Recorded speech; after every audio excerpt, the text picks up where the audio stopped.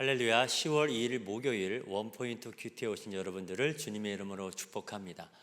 오늘 말씀은 마태복음 27장 11절에서 26절입니다.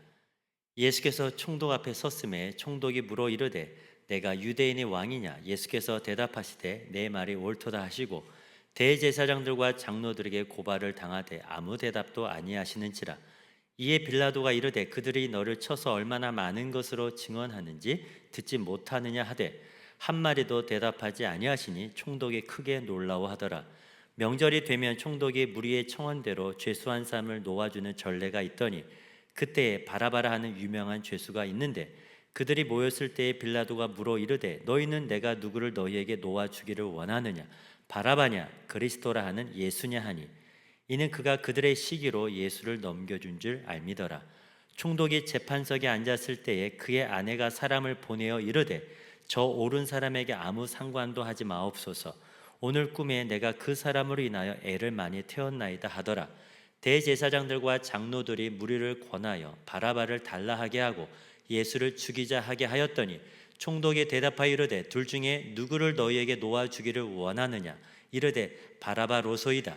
빌라도가 이르되 그러면 그리스도라는 예수를 내가 어떻게 하랴? 그들이 다 이르되 십자가에 못 박혀야 하겠나이다. 빌라도가 이르되 어찌미냐? 무슨 악한 일을 하였느냐? 그들이 더욱 소리질러 이르되 십자가에 못 박혀야 하겠나이다 하는지라.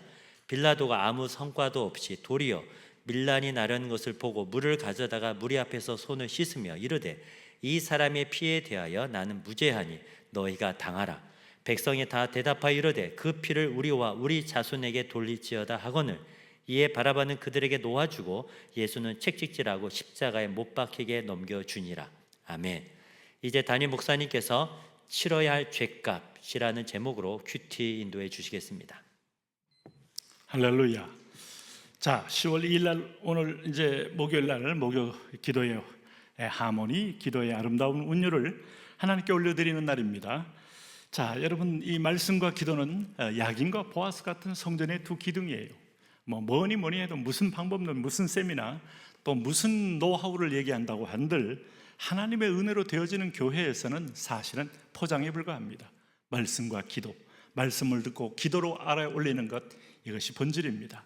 그러므로 기도를 놓치는 사람은 신앙의 끈을 놓치는 사람입니다. 기도가 깊어지는 사람은 믿음이 깊어지는 사람이라고 할 수 있어요. 자, 오늘 본문은 마태복음 27장 11절에서 26절, 드디어 예수님이 십자가에 달려지게 될 결정적인 군중들의 인민재판이 벌어지고 있는 것을 볼 수 있어요. 오늘 여기 11절 보세요. 예수께서 총독 앞에 섰음에, 이 빌라도죠. 빌라도 총독. 우리 사도신경에서 본디오 빌라도에게 고난을 받으사, 빌라도가 손을 씻었지만 그의 여러분 원죄적 어떤 행태는 여전히 후손들에게 그는 정지되고 있어요. 자, 빌라도가 묻습니다. 내가 유대인의 왕이냐? 예수께서 대답하시되 내 말이 옳도다 한마디 하셨어요.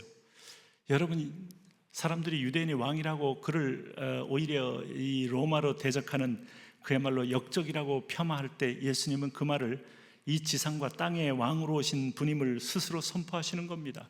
빌라도의 질문에 빌라도가 흠칫 놀라죠. 네? 그럴 때 12절 보세요. 대제사장들과 장로들에게 고발을 당하되 아무 대답도 아니하시는지라. 고발까지 당했으면 자기가 변호하고 변론해야 되잖아요. 예수님 무슨 잘못했습니까? 로마에 대적했습니까? 아닙니다. 세금 문제, 예민한 문제에 대해서도 여러분, 가이사의 것은 가이사에게, 하나님의 것은 하나님에게 지혜롭게 두 질서가 있음을 분명히 보이면서 가이사 위에 하나님의 통치가 있음을 가르쳐 주신 분이에요. 이것은 절대로 반역이 아니죠. 오히려 가이사를 인정하고 또 하나님도 인정한 그야말로 예수님의 지혜이죠. 그런데 예수님이 반역죄를 지었다? 자, 여기에 예수님 변론하셔야 됩니다. 그런데 13절 보세요. 이에 빌라도가 이르되 그들이 너를 쳐서 얼마나 많은 것으로 증언하는지 듣지 못하느냐. 예수님에 대해서 고소권이 한두 가지가 아닙니다. 성전을 모독했다, 하나님을 모독했다, 하나님이라고 한다, 유대인의 왕이라고 하면서 황제를 반역하고 있다 등등인데 오늘 14절에 한마디도 대답하지 아니하시니 총독이 크게 놀라워하더라. 얼마나 놀랍겠습니까? 신비를 느끼는 거죠. 오히려 더 두려움을 느끼게 돼 있어요. 헤롯도 예수님 세례요한에 대해서 두려움 느꼈잖아요. 예수님처럼 살던 세례요한, 약대 토롯을 입고 광야에 외치는 소리로 정치적 편견이 없이 이해에 관계없이 순수하게 하나님 말씀을 선포했을 때 헤롯은 그 말씀을 아무리 고개를 흔들어도 듣지 않을 수가 없는 부담감이 있었어요. 그래서 헤롯은 세례 요한을 두려워했던 거예요. 이것도 예수님도, 빌라도는 로마의 관리지만 예수님이 변론 없음을 보고 두려워하죠. 그런데 그래서 이제 15절 보세요. 명절이 되면, 유월절 명절이 됐습니다. 총독이 무리의 청원대로 죄수 한 사람을 놓아주는 전례가 있는데 바라바라 하는 유명한 죄수, 이 사람은 살인죄입니다. 그럴 때 빌라도가 내가 그리스도를 놓아주랴 바라바를 놓아주랴 라고 물었는데 18절 말씀 보세요. 이는 그가 그들의 시기로 예수를 넘겨준 줄 알미라라. 벌써 예수님이 변론하지 않고 침묵하고 있는 모습 볼 때 예수님에게 어떤 혐의점과 범죄의 증자를 발견할 수가 없지 않습니까? 그런데 이때에 빌라도의 유명한 그 부인이 개입합니다. 뭐라고 말합니까? 19절 보세요. 그의 아내가 사람을 보내어 이르되 저 옳은 사람에게 아무 상관도 하지 마옵소서. 그가 객관적으로 봐도 예수 그리스도는 가난한 자에게서 5천 명을 먹이기도 하고 병든 자를 고치고 수많은 소외된 자에게 희망을 심어줬는데 이 여인이 보기에도 결코 예수님은 사회 무리를 흔드는 그런 범죄자가 결코 아니잖아요. 오늘 꿈에 내가 그 사람으로 인하여 애를 많이 태웠나이다. 이것으로 인하여 예수님이 또 죄인이 아님을 빌라도의 아내를 통하여 간접적으로 또 증거가 되고 있는 겁니다. 그러나 오늘 이 대제사장과 장로들은 앞장서서 무리를 충동하여 뭐라고 말했다고요? 예수는 십자가에 못 박고 바라바를 풀어주옵소서. 그랬더니 22절에 빌라도가 이르되 그러면 그리스도 하는 예수를 내가 어떻게 하랴 했더니 그들이 다 이르되 십자가에 못 박혀야 하겠나이다. 십자가는 중범죄자만은 죽이는 아주 잔혹한 로마의 형틀입니다.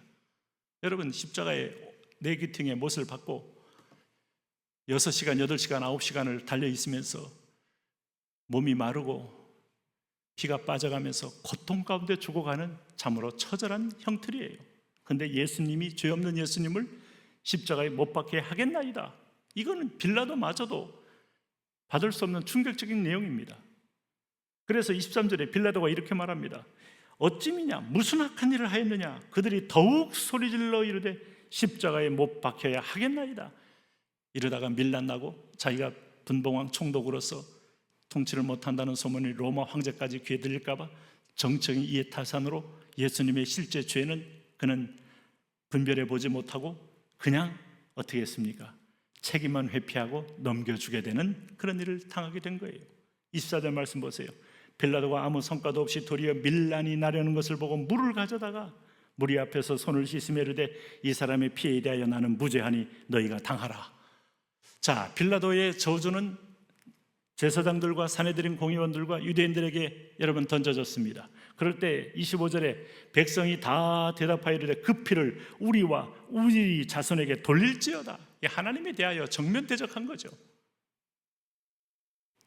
유대인들이 디아스포라가 되고 전 세계 다니면서 핍박받고 마지막에 히틀러가 하나하나 뽑아서 유대인들만을 폴란드에 있는 유대인, 체코에 있는 유대인, 오스트리아에 있는 유대인, 독일에 있는 유대인은 물론이고 다 아우슈비츠로 보내서 죽음의 공장에서 그는 처절한 여러분 죽음의 어떤 면에서 벨트를 돌린 것은 바로 이 피가 그들에게 돌린 거예요. 그들에겐 그대로 빌라도의 저주가 그들을 받았고 그 받은 대로 하나님은 그들에게 그 피를 돌려주신 거죠. 무섭지 않습니까? 그런데 역설적으로 이 피를 우리와 우리 자손에게 돌리라 하는 이 피는 오늘 선택받은 자에게는 회개와 구원이 된 거예요. 하나는 심판이 되고 히브리서 9장 14절 말씀처럼 그의 피로 인하여 우리가 구원을 얻게 되었다는 말씀이 이루어지는 겁니다. 하나님의 섭리는 놀라워요. 하나님은 실패가 없어요. 하나님은 당대의 강력한 종교 기득권자에게 밀린 게 아니에요. 하나님은 그들의 완악을 이용하여 그리스도의 구원을 우리에게 선물로 주시는 놀라운 은혜를 베풀어 주신 거예요. 그러므로 여기 보세요.